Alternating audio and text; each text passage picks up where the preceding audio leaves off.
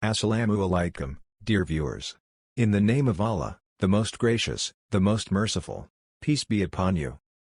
Welcome to our YouTube channel, where today, as Muslims, we delve into the story of Prophet Dhul Kifl.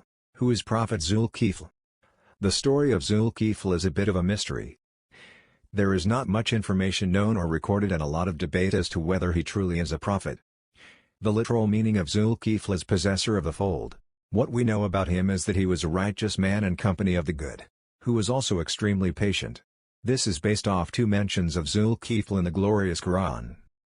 The first is from Surah Al-Anbiya ayat 85-86. The second mention in Quran is from Surah Sad ayat 45-49. And remember our servants, Abraham, Isaac and Jacob, those of strength and religious vision. Indeed, we chose them for an exclusive quality, remembrance of the home, of the hereafter. And indeed they are, to us, among the chosen and outstanding.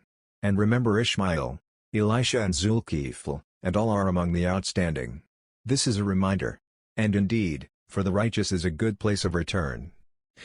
According to Ibn Kathir, it seems logical that him being mentioned in the glorious Quran among those other prophets then, through association, he should also be considered a prophet. However, many other famous Quranic commentators like Imam Ibn Jarir refrained from making such decisive comments. He believes that Dhul Kifl was a saint and just, but no evidence of being a prophet.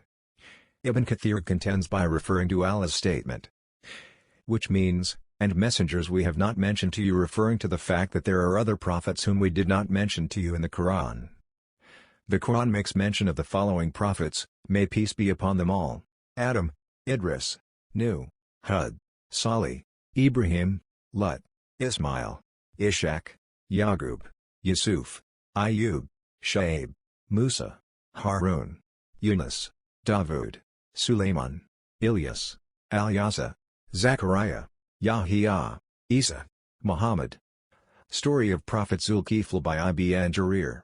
Imam Ibn Jarir gives an account of Dhul Kifl which provides some insight into the Prophet's life. When Al-Yasa grew old, he was looking to appoint a successor that could help guide the Israelites and needed someone with calm demeanor and a clear mind. He assembled a group of companions and set out 3 conditions which he believed would be a testament to great leader.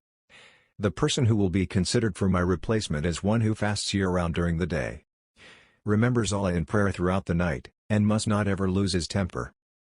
A relatively unknown person who was held in contempt by the people, stood up and offered himself for the job. Prophet Yas asked him whether these 3 conditions were met. The man replied yes to all 3, but for whatever reason Yasa did not believe his claim and rejected him. After few more days passed, Yasa gathered the group again and repeated if his conditions were met. Everyone remained seated besides the same man. Yasa, seeing his persistence, appointed the man to serve as his deputy. But to truly test the man's will, he asked a few people to try and persuade the man into doing something that would result in him being removed from being his deputy. They all tried and they all failed. Then Iblis, Satan, offered his services to Al-Yasa. "Leave him to me. I will take care of him." The man at this point developed a routine which involved fasting during the day, making prayer, remembering Allah throughout the night. In the afternoon, he would take a nap to rejuvenate himself. Iblis decided to disturb the man right before his afternoon nap by knocking at the door and begging to be let in, saying, "I am an old tortured man." Iblis was welcomed in and began to ramble on about the cruelty and injustice which he suffered. He stretched the story so long that no time was spared for the man's daily nap. The man offered to Iblis to come visit him in his court the next day so that justice would be done for him. The man waited for the Iblis the next day, but he did not turn up. The next morning, he waited for the Iblis to return, but he did not return again. Finally, in the afternoon, right before the man was about to take his nap, Iblis came and started banging on the door. The man, still calm, questioned him, "Didn't I tell you to come to my court yesterday? But you failed to appear, nor did you come this morning?" To this the Iblis replied, "Sir, my enemies are very wicked people. When they learnt that you were sitting in your court and would force them to give back to me what was due, they agreed to settle the matter out of court. But as soon as you left your court, they went back on their promise." The conversation continued for a long time, where he missed his usual nap. The man asked Iblis to visit his court again to settle matters.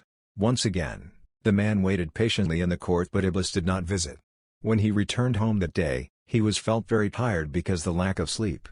He asked the family members not to allow anyone to knock at the door. Iblis once again tried to disturb his sleep so he would not be able to fast, pray and hoped he would grow in anger, but when he tried knocking on the door the man's family members stopped him. Iblis was determined. He forced another way into the man's home and started knocking at the door of his room. The man saw Iblis had come inside the house while the door remained shut. Then he suddenly became aware that the man standing before him was Iblis and asked him, "Are you the enemy of God?" He admitted that he was Iblis and remarked, "You have thwarted all my plans and frustrated all my efforts to entice you in my design. My intention was to make you angry somehow, so that one of your claims before Yasub could be proven false." It was because of this episode the man was given the title Dhul Kifl, a title meaning possessor of, or giving, a double requital or portion. Thank you for joining us on this enlightening journey through Islamic teachings. We hope that this video has provided you with valuable insights and a deeper understanding of the beautiful principles of Islam. If you enjoyed this content and would like to stay connected, please consider subscribing to our channel for more thought-provoking videos. Don't forget to hit the bell icon to receive notifications about our latest uploads. Your support is crucial in spreading the message, so please remember to like, share, and comment on this video. Together, let's continue to explore the vast knowledge of Islam and strive for spiritual growth. May peace and blessings be upon you all.